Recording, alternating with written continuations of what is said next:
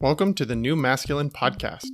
This is a place where masculine identifying people come together in community to disrupt outdated models of masculinity and together construct new models for our way forward as men.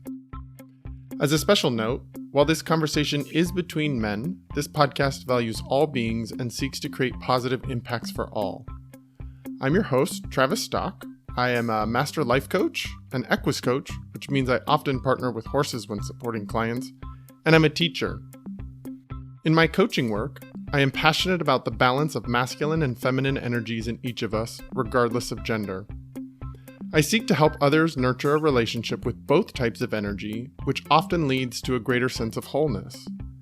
And yet what I found in my work with men is that many of us have been taught messages about what it means to be a man by first teaching us to avoid anything that is associated with the feminine. That avoidance leads to few experiences of intimacy, emotions outside of anger, vulnerability, or even a sense of belonging. Striving to comply with these models of masculinity has many of us feeling isolated, ashamed, unworthy, afraid, angry, and depressed. That's why I started this podcast, to bring men together who are ready for something new, something more whole. Have you ever noticed that your love life feels repetitive or predictable? Have you ever noticed patterns to the way you feel about and engage in your romantic relationships? Have you ever reflected on what beliefs and behaviors you bring to your love life that may or may not be serving you? My next guest, Dr. Thomas Jordan, is here to help us explore the way we as men relate to our romantic love lives. In his new book, Learn to Love, Guide to Healing Your Disappointing Love Life, Thomas asks us to take a look at our psychological love lives, or what we've learned about love, in order to create a more fulfilling and satisfying love life. He brings with him a wealth of knowledge in this area, from his healing of his own love life, to his work as a clinical psychologist, certified interpersonal psychoanalyst, author, professor, and love life researcher. On a personal level, he identifies as a father, as a son, a brother, and as a husband. So let's not wait any longer. Let's learn more about this man and his unlearning method as we take control of our love lives. Thanks for joining me, Thomas. Thank you for inviting me, Travis. It's a real pleasure to have you. Okay, so let's start by finding out a little bit more about you as an individual man. You have a lot of professional experience to share with us, but I'd love to really connect with you as a person first before we jump into that. So what are some of the stories that you learned about being a man as you were growing up in the world? Well, I grew up with 3 brothers, no sisters, in a family that migrated here from Europe, from Portugal. I didn't know much about women. My mother and grandmother were the models, but it was a pretty traditional and patriarchal family. So the sensitivities of being a man were kind of absent in that world that I grew up in. But I always had an interest in psychology because my mother, a bookkeeper by training, was a psychologically minded person, sort of naturally. And she and I had long conversations. In fact, I mentioned this in my book.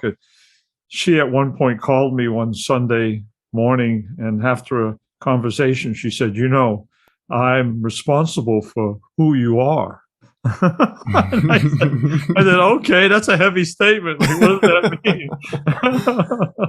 What she was alluding to was the multiple conversations that we would have about psychology and how she felt about life. Her emotional life was kind of like on-the-job training when I was very young and a young teenager as well. So it was, I think that's where I became interested in psychology, in those early conversations with my mother. In fact, I remember as we're approaching the holiday season, in Thanksgiving in my home, there were 2 groups when the dinner was done. There were the men in the TV room watching football and drinking beer. And then there were the women in the kitchen doing the dishes and cleaning up. And as a young boy, I would go back and forth between these 2 groups because the conversation in the kitchen was far more interesting than the one in the TV room. I mean, the women in the kitchen were talking about relationships, who's divorcing who loves who, and doesn't tell anybody. And in the TV room, it was just about drinking beer and yelling at the TV. So I think that was also an influence on my earliest interest in understanding relationships and the deeper aspects of, interpersonal life. But I went from there to, I originally wanted to be a zoologist. I was interested in animals when I was at the University of Massachusetts, but then it converted to psychology. And from there, I came to New York City for training in clinical psychology, then NYU postdoc for training in psychoanalysis, interpersonal psychoanalysis. But I've always been interested in relationships and more recently in love relationships, because over the course of my practice, I've noticed that a lot of people are suffering from making the same mistakes over and over again.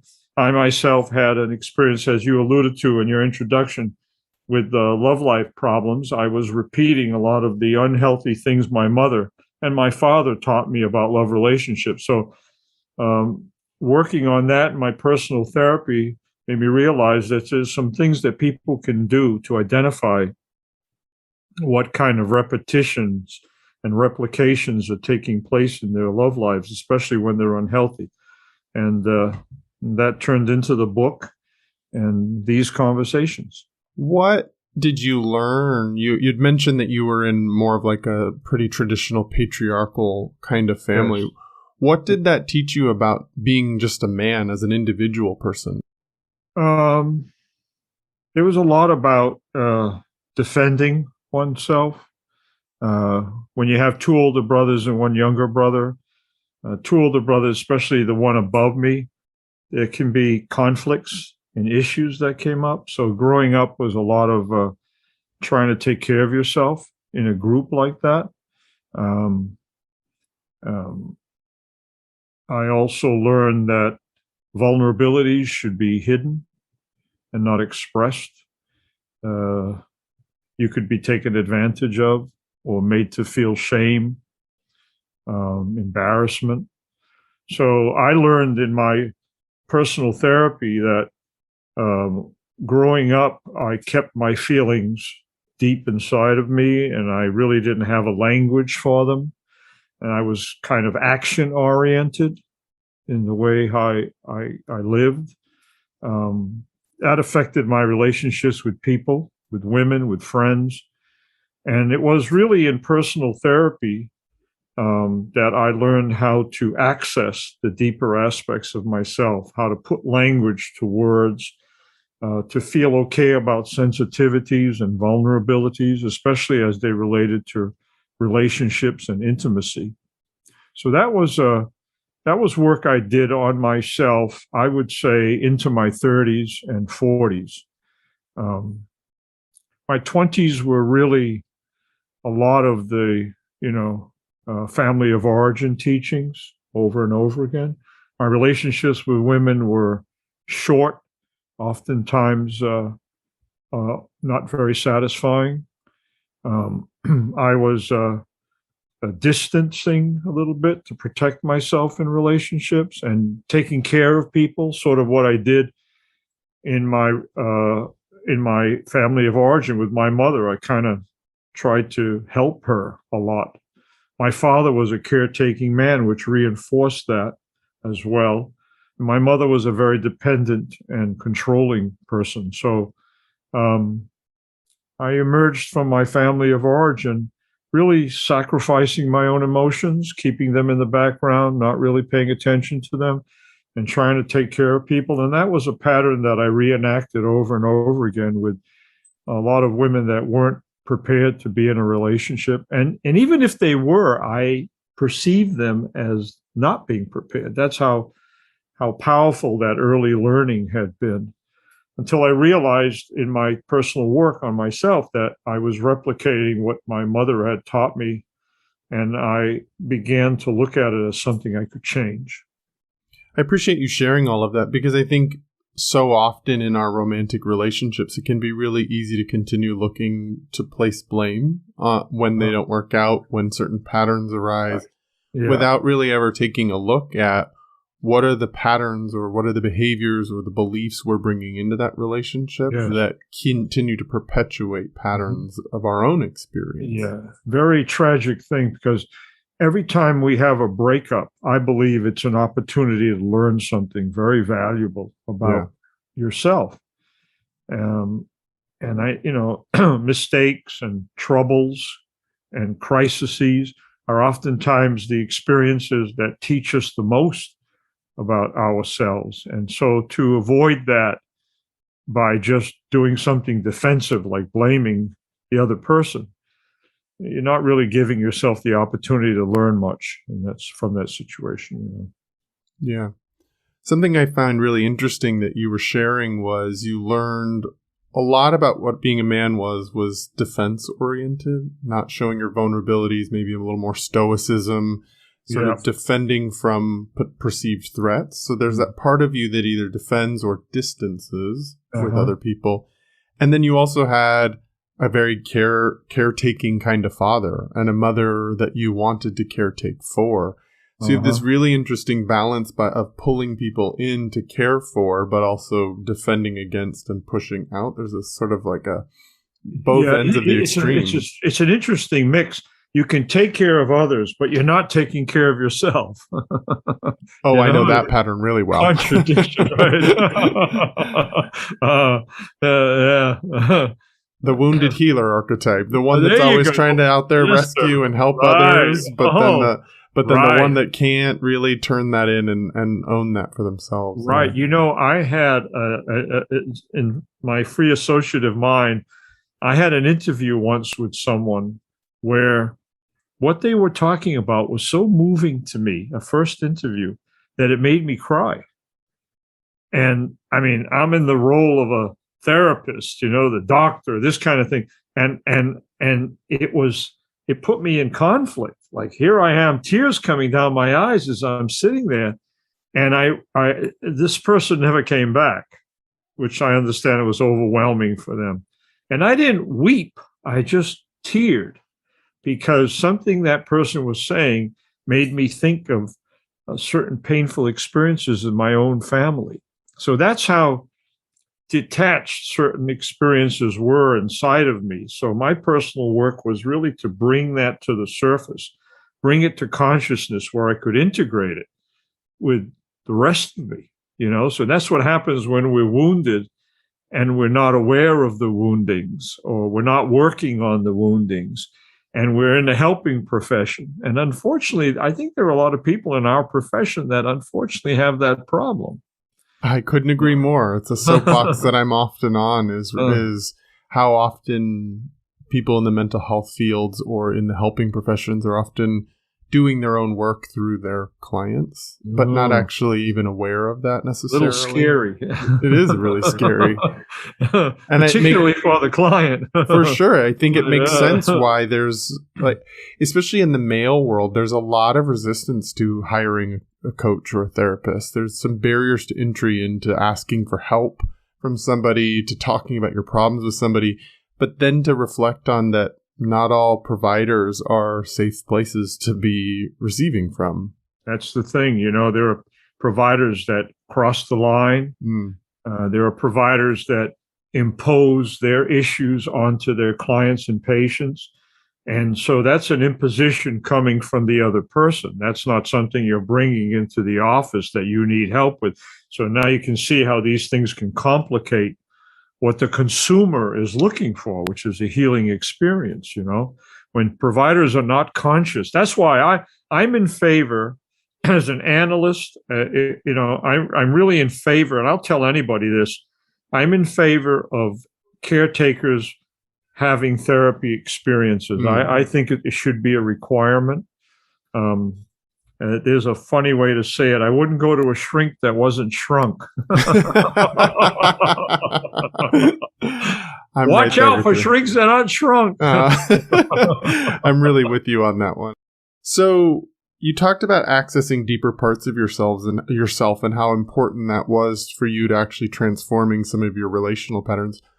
If a man is listening and he's thinking about how do I even access those deeper parts of myself that my culture taught me not to value or taught me not to really develop, what are the early steps that a man can take to sort of access those deeper Well, I mean, parts? for someone who's never been in therapy, and reaches a point in life, and oftentimes it's middle age, broadly defined as 30 to 70. There might be a little self-interest involved in that definition. Oh, well, look, I rap-thinked on myself already. Right? That I think I like journaling. I love journaling. I recommend it to my patients. I do it myself. I think journaling, being able to allow oneself to write with a sense of confidentiality, self-created confidentiality, a diary kept for the purpose of writing down one's thoughts, inner conflicts, stuff that comes to mind, memories, dreams. I think that kind of journal brings into consciousness aspects of the experience that might not be as available if you're just sitting somewhere thinking about it. Because and it's a nice advantage because you can reread it, you can look at it, you can contemplate it, you can go back to it tomorrow and do it again. And so I really advise that for someone who's beginning to think about the need for some internal work but has ambivalences.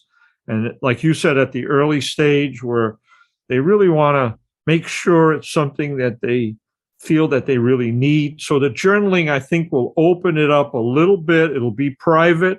They'll have the decision to decide what to do with it from that point. And I think it's a good beginning.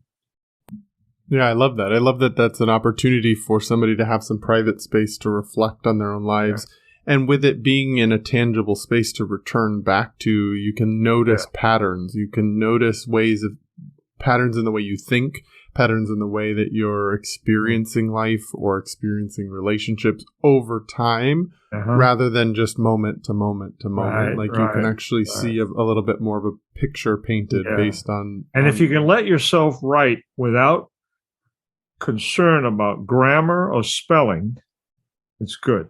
Like an automatic writing experience where you're just letting your feelings do the writing instead of your cognitive, censoring or editing. That's such an important point because it's definitely where even for myself, where I notice that I have resistance to going into a journaling practice is because I judge myself in the process, or I'm editing. Off, right? I'm editing while I'm actually trying to free write and talk and share. Yeah. A paragraph of just curse words will do the trick. I think that's a perfect piece of permission to give to men, men as they're accessing their feelings. All right, I'm ready now. yeah, totally. I love that. Thanks for helping us point to some of the early stages to start accessing those deeper parts of ourselves. Because you've been doing that work on yourself for so long, you've been in a therapy practice of your own, and you talked about that love life is sort of the fascination that you're focused on right now in the work that you're sharing. Help me understand when you have been reflecting on your own personal journey, what were some of the patterns that you learned about love or some of the beliefs you learned about love from growing up in your family? My mother taught me that women were dependent, controlling, and self-centered. And wow. That's a heavy burden for women to hold. The Trinity. And I proceeded to look for that, think I found it, even when it wasn't there, which is the scariest part of all, which made me realize, by the way, that, and I talk about this in the book, that there's a psychological love life. That was the beginnings of that, realizing that I was carrying around a blueprint, a template. That's the center of the book. The book's in 3 parts. It talks about the disappointing love life, the psychological love life, and the unlearning method. So the psychological love life is really the concept, an important centering concept, that we have a love life that's psychological. And that means that we carry it around and it shapes the experiences we're going to have in our love lives. And in most instances, we're not conscious of what's in our psychological love life, at least not yet. I wrote the book to try to encourage people to become conscious of the psychological love life, because once you become conscious of it, you can make change in it. So I went around with a psychological love life in my teens and 20s and beginning 30s that had that 3-part, dependency, control, and self-centeredness as a template. That was what an eligible partner was psychologically. And my job was to help that person, try to analyze, if not in interaction, in my own mind. So I was replicating what I had done with my mother over and over again. And it always brought me to a miserable ending. And then I would be alone for a while, and then gravitate back to doing it again and again and again and again. And I reached a point of just feeling I was a step away from resignation, which means that it's hopeless. It's like, this is just going to keep happening. Why don't I just expect it and be defensive and just have sex and don't be interested in relationship, that kind of thinking. But it was at that point that I had some women friends that it was like an internship.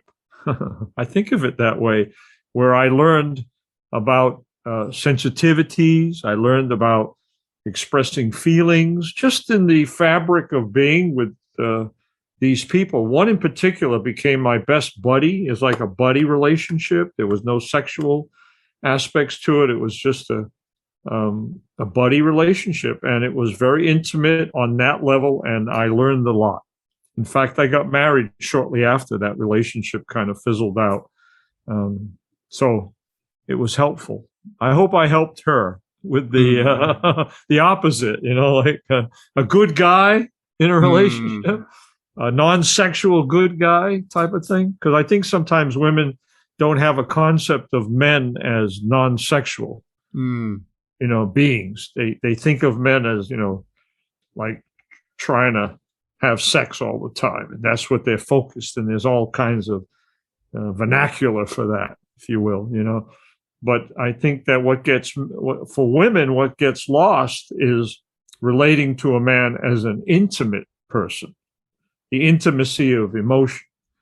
That intimacy, and sometimes when I use that word, people think of sex. Yeah. But that's not necessarily what intimacy means. Intimacy connotes a closeness that can be sexual, but it can also be emotional. It could be intellectual.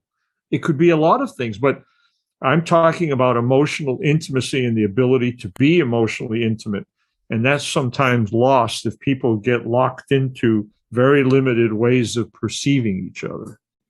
Yeah, I think that's really true, and I appreciate you bringing up how you define the difference between like sexual intimacy versus emotional intimacy, because I think in many ways, as you were saying, women don't have the experience of being able to relate to men beyond, like without that sexual intimacy question being there, that tension being there. And I think that's really true. And I actually think that if we broaden the definition, it's not just women who don't have those experiences of what it's like to be near a good man. It's we as men don't have that either. Like in some ways I notice in my work that how much craving there is between men for emotional intimacy, for new models of intimacy that don't involve sex, obviously, for heterosexual men, or homosexual men. Yeah, and homosexual. That's absolutely I've worked right. with homosexual patients, male patients. I mean, a lot of my work in the 90s was helping men come out of the closet. Yeah. That happened a lot in the 90s in my particular practice. And oftentimes our relationship was a vehicle to provide an experience of emotional intimacy.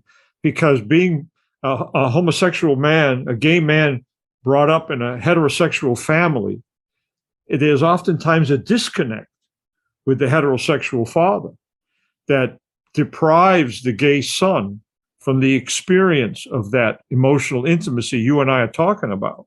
And that's a big loss. And oftentimes it's an issue, it's a topic that emerges in a therapy experience that's lasting a while, where two men are working through that experience and eventually get to that, especially when the father gets talked about as a person with limitations in this area. There could be homophobia involved in that for the father. So it's an important issue. Yeah, I appreciate you bringing that up. Being a gay man myself, it does feel that way, that it also is within gay men that we also want intimacy that isn't necessarily sexual intimacy, that we don't have models for that either. And we often in our community replace emotional intimacy with sexual intimacy. Yeah. I mean, yeah. And that's I think that generalizes to anybody. Right. Any coupling can do that, where sex is, and oftentimes you hear about it in heterosexual relationships where if men are going to get close to the woman because there's been a disagreement or a fight, it's oftentimes the pursuit is sexual. Let's make love to make up. Mm-hmm. And what gets lost is the intimate interactions that are part of that process, that perhaps are, qualifiers that kind of, you're apologizing through an exchange of understandings about something that was a difference between two people. And you're going through that before you make love, as opposed to it's the lovemaking itself that does the reparation, that provides the intimacy. Yes, but not entirely, I would say. Yeah, it seems a bit of a blunt tool for a pretty nuanced. Exactly. A pretty nuanced thing. Yeah, exactly. So you talk about this blueprint that's created for most of us around our psychological love life. So it's important for us to recognize that there's the experience or the emotional quality of being in love, but then there's also the way that we relate to that psychologically, that love life. That either maintains that love or it diminishes that love. Is that what I'm hearing from you? What it does when it's unconscious is it provides the information that a person uses to replicate relationship experience. The repetition and the replication that you can notice in a love relationship. And there can be a healthy love life where you're replicating healthy themes that you've learned growing up. I mean, that happens a lot. In fact, I think it happens 50% of the time. If we look at a 50% divorce rate, that means that 50% of the time people are working out differences, they're apologizing, they're able to learn something from their differences, they're growing together, all this good stuff, right? But what I'm concerned with is the other 50%, where people are getting into interactions where they're replicating experiences that are unhealthy. And the psychological love life is the learning, the unconscious learning that's taken place in the person's life that is being used as a blueprint to recreate those experiences. And what I talk about in the book is that I wanted to go as deeply as I can into that unconscious learning aspect, because as an analyst, that really turns me on. I like the fact that a lot of our experience is in the hands of this unconscious learning. We're learning from day one. And it's not just a classroom that we're learning in. Our families of origin are a classroom. So we're learning by the relationships we're in. We're learning by observing how people relate to each other in families. We're learning by instruction in some cases. When older members of the family want to teach lessons to younger members, and they're not even thinking they're in a classroom or something. They're just learning through experience and storytelling, for example, right? So what I'm concerned about is how this learning sits in the blueprint and is really how people recreate and repeat unhealthy experience over and over again in their love lives. So I was interested in my book to decode that unconscious learning so that people can start to disrupt it, challenge it, do something better, move their love life in a better direction. Basically, I like to think of it as teaching people how to, and I use this phrase a lot, work on their love lives. Because we work on other things. We work on our financial lives, our social lives, our medical lives, our occupational life. This is something we do. So working on our love lives is also something that's necessary to do. And by the way, I think it's been avoided because the family of origin, the sacred family of origin, is the place where these lessons are learned. Now, in the 20th century, I know it was a little bit harder to be critical of the family of origin. We protected it in a lot of different ways. We protected it legally in some ways that we don't these days, in terms of, how we think about the family and how we handle the family. And I think we also protected it psychologically and emotionally. Like we don't, no, that's the family. Where did you learn about love? Oh, my family taught me how. I'm not being critical of what they taught me. In fact, it's familiar, homey, and I learned it well. Okay, if it's healthy, fine, everything's cool. If it's not healthy, then chances are you're replicating some aspect of that familiarity over and over again. And that's a disappointing love life. Wow, that's a really good way of explaining it. So you talk about this blueprint as something that we learn. Would it be accurate to say that the biggest mechanism for our learning is our family of origin, our relationships with our parents and our siblings? Broadly defined, a family of origin can include father figures, mother figures, brother figures. I'm talking about all the adults that give us examples of what love relationships are. And I'm not just talking about romantic. My definition of love life is every and any relationship involving the emotion of love, past and present. So I'm including everybody you love from the moment you're born can teach you about a love relationship. Romantic love relationship is oftentimes the type of relationship people think of when I use the phrase love life. Mm-hmm. But it's not necessarily so. Your love life is much broader. And here's the difficult part.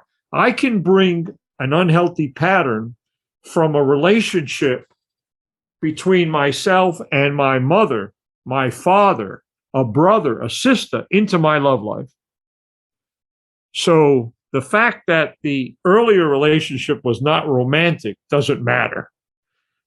What matters is it's all under the umbrella of love life. I'm hoping that's clear, but I'm okay. Yeah. Yeah, it is. And I appreciate you delineating that, because it was actually one of the questions that I had for you was this: does this just apply to our romantic relationships, or can it be other types of relationships? And so it sounds like you're broadly defining it. Oh, yeah. So that it includes anybody that we are connected to, love, or attached to, right, build lives with. Right. And I in the interviews that I've had so far about the book, I like to include that the book is not about love. The book is about love relationships. Love is unpredictable, mysterious, it's psychological, biological, maybe it's genetic, some people are saying, it's spiritual, it's all these things. And we could be in love more than once in life. It's a wonderful experience. That's not the problem. The problem is the relationship we build to contain the love. If you build a healthy relationship, love can grow and thrive. It's like a potted plant. It's healthy. It's growing. If you build an unhealthy relationship, because that's what you've been unconsciously taught to build, love can be stifled, twisted out of shape, destroyed over and over again. Yeah. Yeah, I can understand that. And I love that you broaden the definition so that it can include lots of different kinds of relationships, because for some people, the goal isn't one monogamous opposite sex partner. It can be polyamorous. It can be non-romantic, but intimate. Like, people have different experiences of love. And so I love that this broader definition is more inclusive rather than just more of like a narrow male-female couple. Right. It's between two individuals. Yeah. You know? And so my background, my early studies in college was around family studies and human development, really focusing on one of the major pieces was around like attachment styles. How would you delineate the difference between what you're talking about around this psychological love life, this blueprint that we create, and those early learnings we have that are often nonverbal, that are about our attachment styles or the way we make connections and attach to people in healthy or unhealthy ways? Attachment styles. Give me an example of an attachment style. So I think the major categories would be like a securely attached person, somebody that as a child, uses their parents as a safe home base from which to explore the world and make their world bigger, but to come back to that safe home base. There's an anxious attached child who might be like afraid when the parent is leaving. You're talking about attachment theory kinds of stuff. Basically. See, I like that stuff. I think it's all under the rubric of interpersonal relations. That's where I put it. Bowlby's stuff, I think, is a part of the reference to that. Yeah. And I think that the attachment styles would be the outcome of what I'm talking about. I'm talking about the inner psychological template that's going to be used to set up the security in attachment, set up the anxiety or fearfulness or paranoia in attachment. So when you present, if you talk about an attachment style, let's use a secure attachment style. I'm thinking there was healthy relationship experience that taught that individual that intimacy is a wonderful experience. It's emotionally satisfying. It's safe. People don't hurt each other when you're vulnerable. So I'm talking about the what's in the mind that's going to be taken into an interpersonal relationship to create the attachment that you've described. When there's anxiety, when there's fear, I'm predicting that there's a number of different unhealthy relationship experiences that could result in that, in that insecure or anxious attachment. So I'm in my work, I'm interested in gathering all the different types of relationship experiences that can teach us something unhealthy that might result in an anxious attachment style. So the attachment style can be the outcome of a number of different relationship experiences that have taught the individual that relationship attachments are difficult, problematic. I listed 10 in the book. I have 11 now. The list keeps growing. So, abandonment, abuse, control, dependency, dishonesty, exploitation, intrusion, mistrust, neglect, rejection, self-centeredness. That's the list I have so far. These relationship experiences, when someone's exposed to them early in life, they can result in these different unhealthy attachments that you're referencing. And I saw it in my work, not only in relation to me, but in relation to the figures in the patient's life. So in relation to me, I as an interpersonal analyst, I'm very interested and very sensitive to the type of relationship people set up with me in the room, right? So if they're setting up an anxious, Tom Jordan is going to hurt me kind of relationship, or, I got to be careful around you kind of relationship, I can begin to think of, okay, what do I have to look for in this person's history that's going to teach me something about what they may have learned about relationships that hurt them over time and is now being replicated in the room with me. So that's one way that I get a deeper view of what's gone on in this person's life that's resulted in the particular attachment. As opposed to meeting someone who's intimate right from the start and comfortable and everybody wants to hang around with them. And that's it. I mean, we've met people like that as well, you know? For sure. And you said, well, that guy's pretty healthy. I had 20 years of therapy. Okay, all right. I love how you bring in this element of how even in the relational dynamic between you and somebody that you're working with as a patient, that you can even sense in the relational dynamic that they start to bring up, you can sense what some of their blueprint is. Yes. One of the things that why I love that is because I do a version of coaching that involves horses. And so I take people out and give them experiential learning where they have to build a relationship with a being that doesn't speak the same language as they do. Oh, interesting. And so in that, what I find over time is that people's blueprints will start to show up in the relationship they're building with their horse partner in the activity, because intimacy, connection, boundaries, initiating, following, all of those things are similar in our human relationships as they are in any relationship we build. Yeah. And so I can see a lot of, it sort of brings to the surface people's blueprints so that we can reflect on it, look at it, decide whether or not that's serving them or not, and then give them opportunities to challenge it, but then also to try out something new. And the beautiful part about horses is they don't live in story like we as humans do. And so they actually respond to the moment a little more rapidly than we as humans do. So like in our interpersonal human relationships, you might shift a pattern within yourself and it takes a while for the other person to notice that you've shifted because they're still living in the story of who you've always been. Whereas horses don't do that. They shift immediately. And so you get to see sort of how do I work with this relationship, my own blueprint, and what impact will that have on the external environment if I play that out a little bit. Interesting. And you're a rider. You ride horses. Is that how you ended up in I'm this not. time? So I rode a couple times as a kid, but my work is all groundwork. So it's on the ground. We take all the normal control mechanisms away from we're not riding, we're not using a saddle or a bridle. I do give people a piece of rope, a long line that they can work with so that they can communicate in a large way if they need to create safety for themselves. Yeah.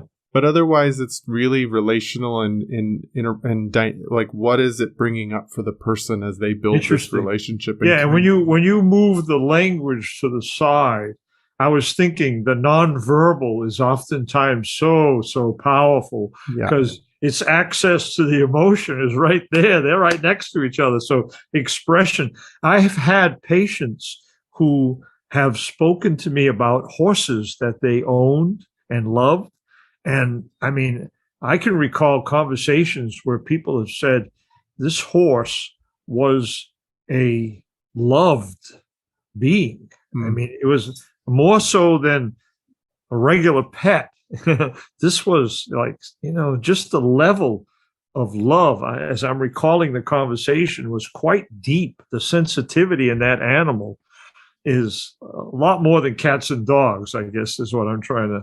Yeah, they're a bit more connected to their natural instinct. While we have domesticated them, our cats and dogs are a bit more bred to our neuroses. The horses are a little more connected to their prey animal flight end of the spectrum. And so, and yet the part of their brain that controls the emotional centers is just as big as the one in a human brain.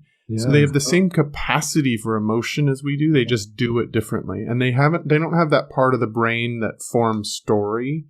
They can make associations, but they don't make up stories and project it out into the future. People can get stuck in, like you were alluding to before, right?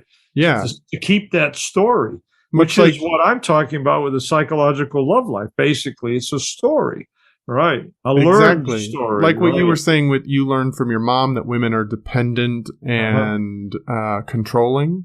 And self-centered, right? Self-centered. Like that becomes the story at which you bring into the space. And so horses don't have that ability to create story like that. And so they give us the chance to be in relationship at the emotional, nonverbal level and watch another being manage or have a completely different blueprint for their emotional landscape or the way they be in relationship. Therapeutic animals. Very. Yeah, there's a lot of research right now around treatment of things like PTSD in horse work. So there's a lot of veterans programs that are doing work with vets who are suffering with PTSD. Something about intertwining your nervous system with a being that's that sensitive and learning how to navigate a sensitive, flighty nervous system can support other people in being able to do that with their own nervous system. Right. I was just thinking a moment ago that as an analyst, I believe my personal analysis helped me do something to my stories, if I could put it that way. My stories were made conscious and reiterated over and over again to the point where I could understand how my stories had a lot to do with how I was living, relating, living in the world. And once you become aware of your stories to a certain degree, I think it's easier to, I want to say soften them. Somehow they're not as powerful in determining what we do or don't do. And something else emerges. It's almost like a sense of the present individuality of a person, the ability to choose, to be conscious, to have a sense of ownership over one's own life, to not be ruled by the past as much. And I see that as a goal in life, getting out from under some of the things we've learned in life that don't allow us to be who we are meant to be, if you will. My mentors were people who appreciated the individuation process. Yes. In fact, I wrote a book about it in 1999, a psychoanalytic book where I believe that unique individuality is something that can emerge in experience. And it's different than the relational influences we receive. I'm talking about that unique individuality we bring with us into the world. Where it comes from, I don't know. I mean, maybe the universe is really our original parent, but this individuality coexists with these stories we collect. And when you're in the presence of an analyst who can see that individuality or be sensitive to it or invite it to the surface, celebrate it when it shows up. And oftentimes it's subtle or shy. It's been beaten back in life. It comes out of the closet. It's hiding behind the person. And I think that a successful treatment, what you see is people that are being their individuality more openly, more directly, expressing from that part of themselves. And I like that way of thinking of the work I do. I see myself as trying to get to know the individuality of my patients beyond their stories as time progresses in our relationship. I love that both of us come to the same place where you talk in your book and I talk in my work around this unlearning process. So much of what we do is helping people unlearn who they learn to be in order to survive or belong in this world, and to really get them back in touch with that individual element, to get them into that innocence that came into this world with individuality, with choice, with purpose. Yeah, so they can have new experience. Yeah. I mean, think about it. If you don't separate yourself a little bit from the past, what you're experiencing day to day is regurgitated past. Yeah. I mean, your past, your stories, as we're talking about, shape the experiences you're having. In your love life, your psychological love life is dominating your love life experience. So I think the unlearning process has three major steps. That's what I work with. Step one being to identify in consciousness what's in your psychological love life. So that kind of self-reflection allows you to put some definition to what you're carrying around, what you've learned. And I have a list of questions in the book that help you do that. Like the first one is, who taught me about love relationships? And oftentimes it's a question you have to think about a little bit. It's not going to be, a quick answer, and as you think about the individuals, and it could be more than one, that have taught you about love relationship, that begins to orient you toward where this learning came from. How did they teach me? Did they teach me in a relationship? Did they teach me by instruction? Did I learn by observation? These are the different ways that the learning can take place. And also, which relationships experiences taught me about love relationship. I learned that you can have some unhealthy relationship experiences that didn't get into your love life, that don't show up in your love life. I've met a lot of people who've said to me, no, I never wanted to be like my father was with my mother, or how my mother was with my father. And they somehow, without treatment, came to understand consciously that they didn't want to replicate that they didn't want to repeat that. Unfortunately, I've met a lot of people who unwittingly repeated these unhealthy patterns. So they didn't really get to a point of saying, I don't want to do this like they did it. So, and also in the book, I talk about after effects. These relationship experiences that we're exposed to, we have after effects. And the two most common after effects that I find are defensiveness and an effort to try to change our love partners. And you can imagine how they complicate one's love life. I mean, when you're defensive, you either avoid love relationships, or you're distant in them, or you're in conflict all the time. These are different major ways in which people's defensiveness can show up in their love life. And when you're trying to change people, I mean, that brings a lot of misery, because people don't change because someone wants them to. All you get is resentment and resistance. And there's a subgroup of that group that I also believe is an effort to try to change someone. I'm sure you've met people who have this notion they're going to find the perfect partner. So they do a lot of substitution. Okay, next, and hoping that there's perfection at some point that'll show up. And I think that's also another form of an after effect to an unhealthy relationship experience earlier in life.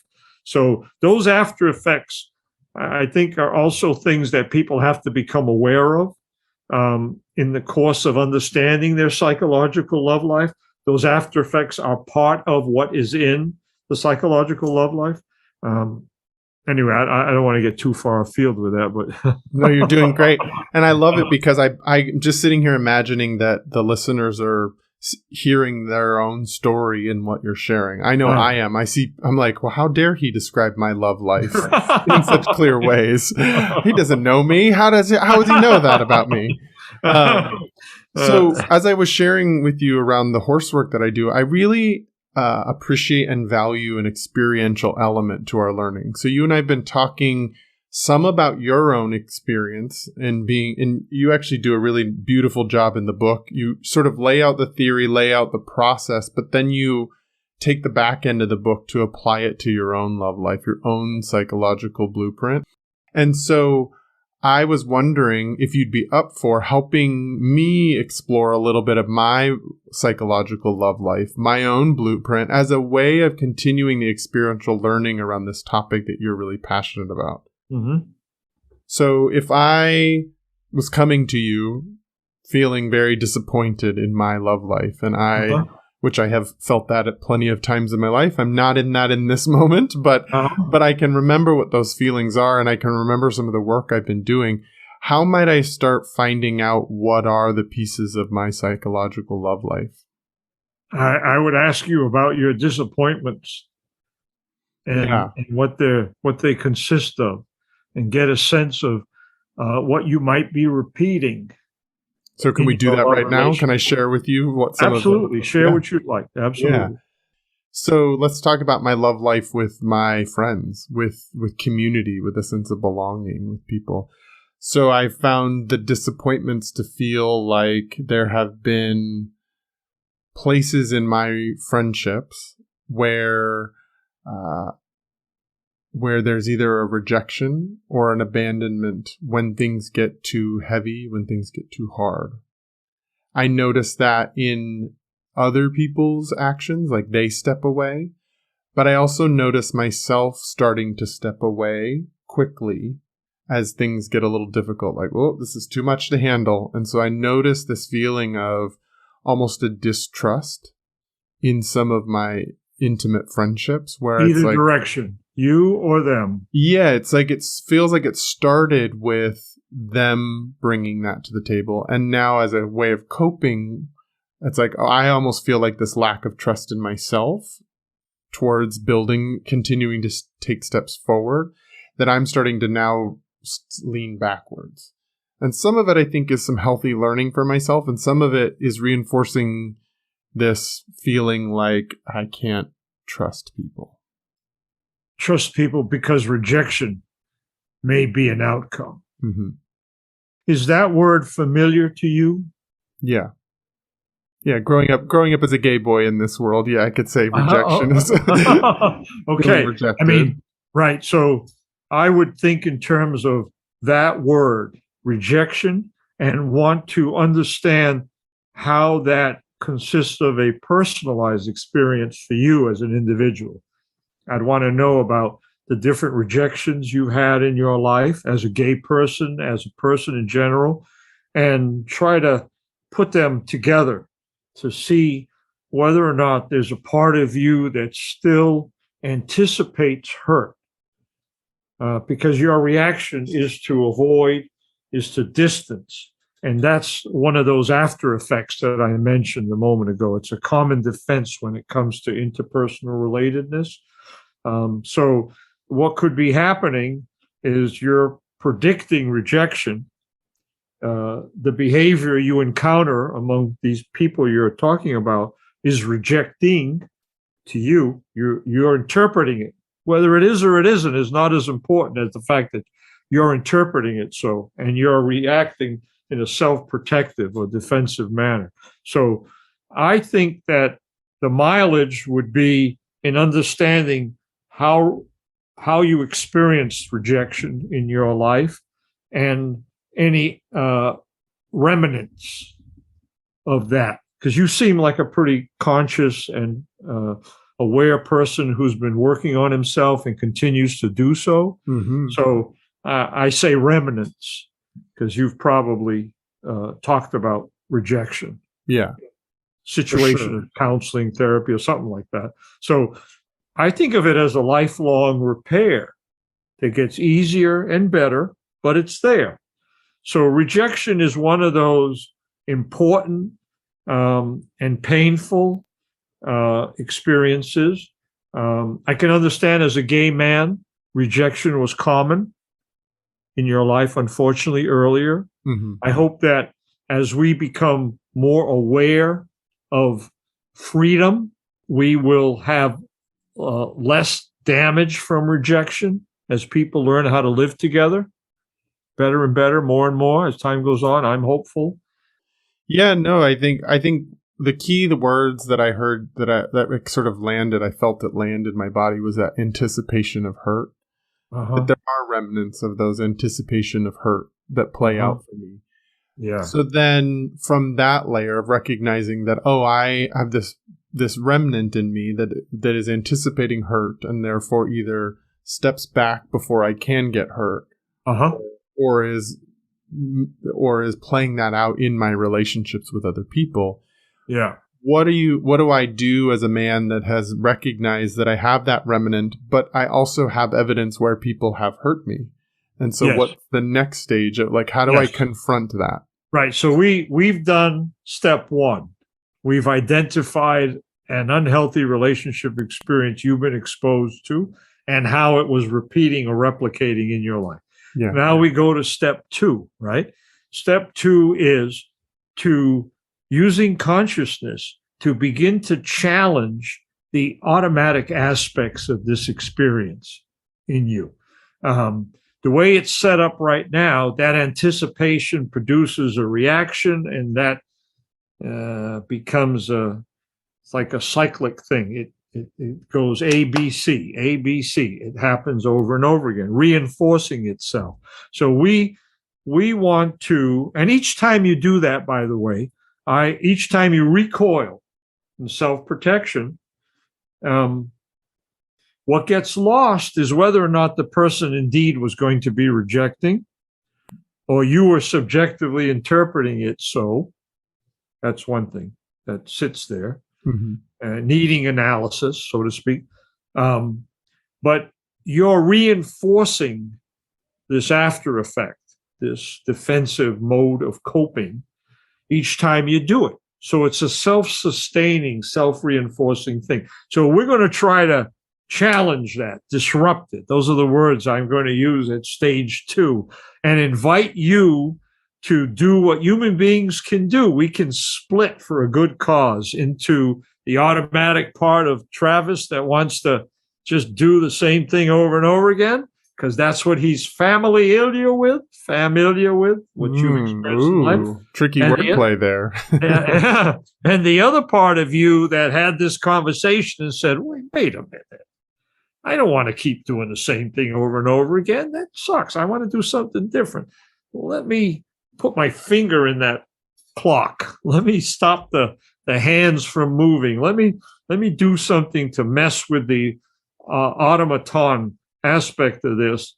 And that's the challenge. And it produces an interesting thing, because that kind of therapeutic conflict between what was and what could be now in your awareness slows everything down, allows you to begin asking questions like, was it really going to be rejecting? Or did I think it was going to be rejecting? What do I know about this individual? Are they usually rejecting? Am I getting that right? Maybe I'm not getting it right in this instance or this instance.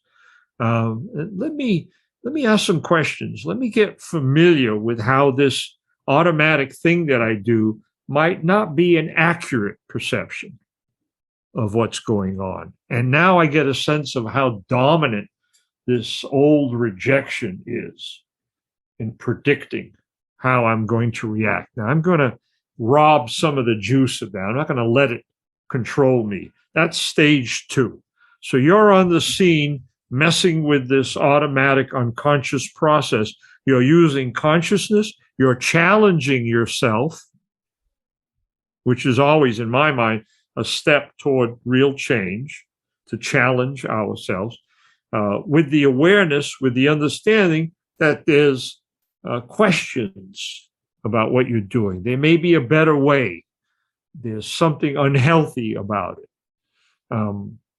And the motivation to do this is wanting to be healthier.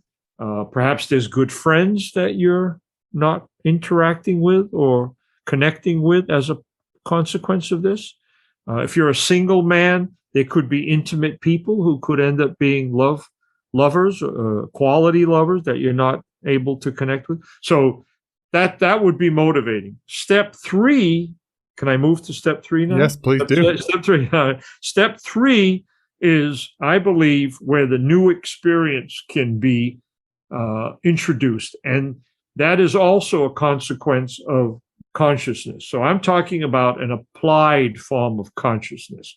It's not just becoming aware of something, you're actively applying it to experience. Now, step 3 is we want, and I like to think of the opposite.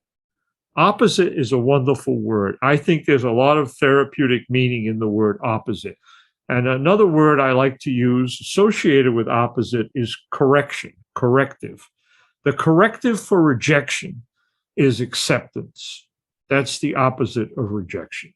So some process of acceptance has to come into these situations that would produce rejection in order for you to be able to discriminate a little bit better between healthy and unhealthy. Because right now you're doing a lot of anticipatory rejection, and that's dominating. So introducing some acceptance into it is, okay, let me see if I can make a judgment. Okay, Paul, I'm going to accept him. I'm not going to react to him. I'm going to go a step further. I'm not going to let myself recoil because I've made a judgment that he's somebody I think is not going to be a hurtful, toxic person. And I'm seeking a new kind of experience where I'm not just recoiling all the time. I'm going to take this a couple of steps. I'm going to take a risk over here. I'm going to try something different. And being able to do that provides you an opportunity to have a new experience that's corrective, because now the rejection is not in control of your emotional life as much as it has been, because we're starting to cut that back with acceptance, and you're having a successful experience. And even if it doesn't turn out well, you can continue doing those experiments because you understand that that's the only way you're going to unlearn rejection. So the unlearning process involves identifying what's been learned, challenging what's been learned to begin to interfere with the automatic aspects of it, make it conscious, take it from the unconscious. And the third step is to begin to engineer corrective emotional experiences that in and of itself is therapeutic. And I believe that these opposites exist for all these unhealthy relationship experiences. For me, I learned, if I can kind of go to my internship, I learned from my female friend that women can be independent, not controlling, and intimate, which is the opposite of self-centered. When I learned that lesson, I began seeing women who were independent, not controlling, and intimate. It's almost, I couldn't see it before because that story, to use your word, was dominating my perception, my expectations, my anticipations, right? So I started seeing that. Victoria shows up. I get Right. Yeah. and she's independent, not controlling, and intimate. Wow. It's like once you take the blinders off that are caused by the psychological blueprint and the remnants that are there, a whole nother life experience is possible, an opposite. Yes. People have come to my office and have tragically told me stories of how they grew up in a violent home and married violent people. Now, the person that tells me this story is not with violent people 24/7. They're walking around in the general community. There are people they come up against who are not violent. Maybe they go to a party. Here are all the violent men. Here are the non-violent men. Whatever. The point is, they're only seeing violent men. That's how powerful this psychological story or template or blueprint is. And that's tragic because you can burn up a whole lifetime making the same tragic, unhappy decision or not decision or just replication over and over again with misery. Yeah. I mean, marrying violent men is no fun. And you and I, as professionals in this space, experience that all the time, witnessing that with our clients, where that we get to watch their repetitive patterns and how much they waste. Trauma, re-trauma, re-trauma. So it sounds to me like your book is really about helping someone put consciousness and uncover the tapes they're operating on already that are more on the subconscious side, that only really let them see one option, that put the blinders on and only expect one thing from life. Then the second step is doing that healthy kind of splitting, which is to recognize, well, what else do I believe? Not just that, but what else do I believe? So that you can hold multiple truths at once. By being able to open the aperture up and see more than one truth, you get the option to start exploring this other truth that is maybe not as well enforced, but is something you also believe in and something you also value. Right. And in doing that, then you can start to create examples in your outside world that provide opposite kinds of experiences from that original blueprint, therefore shifting the blueprint. Here's where the healing comes in. Yeah, I hear that. You've allowed yourself to do the opposite, which provides an opportunity to heal what was essentially traumatic to your love life.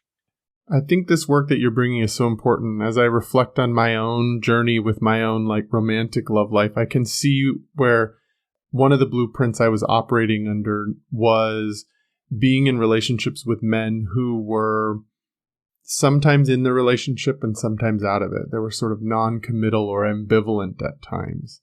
And I noticed at a point just before I got into my relationship that I'm in now, that I just celebrated my 4-year anniversary with, that I noticed that I had associated love with that dragging feeling that came from chasing dragging it, this drag towards wanting to chase somebody, wanting to make sure they stayed around and didn't leave me, that almost rejection piece. Yes. And when I recognized that I had equated love and that feeling, that didn't really match up with what love I actually... It didn't really match what my true value systems are around love and what I actually know love to feel like. Yeah. And so I got it very clearly in that message that it was time to rewrite what I associated with the feeling of love. Yes. And in doing that work, it opened me up for a partner who I never have had to chase once. Absolutely. Yeah. Right. And let me mention that, when pursuit is the dominating dynamic, it's very possible to find people who fit the dynamic. Oh, I found them. Oh, right? I found them. and I mean, think about that. You could be saying to yourself and others, I'm really looking for somebody I can connect with, somebody I can love, somebody I'm going to stay in a relationship with. But when you're in the presence of eligible people, picking people who are ambivalent or non-committal or not available emotionally, which is a common way to describe it. It's like, wait a minute. And that's what you're saying, these splits. I'm looking for this, and I'm always finding this. Yeah. See, and I get suspicious, wait a minute. Okay, you're always finding this because this is familiar, or this is something that influenced you, or you learned something where eligibility is defined in this way, or you're supposed to engage in this dynamic because it has some kind of meaning. Some kind of belief is behind it. Some kind of experience is supporting it. So the more aware we are of these things, awareness is a wonderful asset. That and learning, it's just unbelievable. That's really our greatest asset, I think. Completely. Well, I think that piece around awareness is something that your book does so well. So the book is Learn to Love, Guide to Healing with Your Disappointing Love Life. And it really helps us reflect on what have I learned about love relationships? What have I learned about love? So that once I have that consciousness, I can then challenge it, find out what else I believe, and then start to figure out new experiences that will help me redesign the blueprint that I've been carrying along with me. Nice way to put it. Redesign the blueprint. Absolutely. Yeah. For success. So I encourage everybody that's listening to actually go out and grab a copy of the book, Learn to Love, Guide to Healing Your Disappointing Love Life. If people are interested in finding out more about you, Thomas, and the work you're doing, the work you and your wife do together, or where they can buy the book, where might they find more information about you in the world? Yeah, it's I have a website called lovelifelearningcenter.com, and the book is available most booksellers, Amazon.com. Got it. And as a way of just closing this up, if there's one piece of advice you would give to men around love life, what would that piece of advice be? It would be, your feelings matter. And I'm going to describe how they matter. Your feelings matter in the sense that they say a lot about who you are, what you need, what matters to you as an individual, as a person. And I would encourage men to value their feelings, learn about their feelings, consider it something that they can understand deeply and learn how to express, talk about, because when feelings matter, life changes. It becomes better. Health and happiness are a consequence of feelings that matter.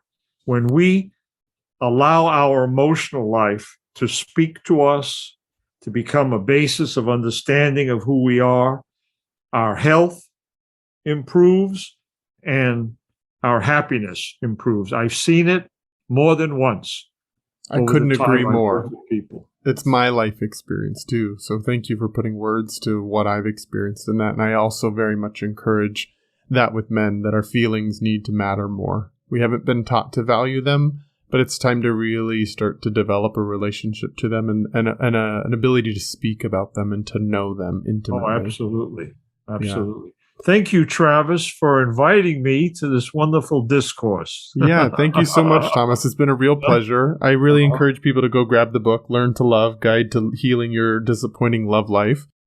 And if you've been interested in anything that you've heard on this in our conversation today, you have a resource in Thomas out there in the world. I'll put all of his links in the show notes so that you can find him. But you can also come to my website at travisstock.com. Again, that's travisstock.com. You can find me on Instagram at Travers03, or you can just email me directly right at travisstock03@gmail.com.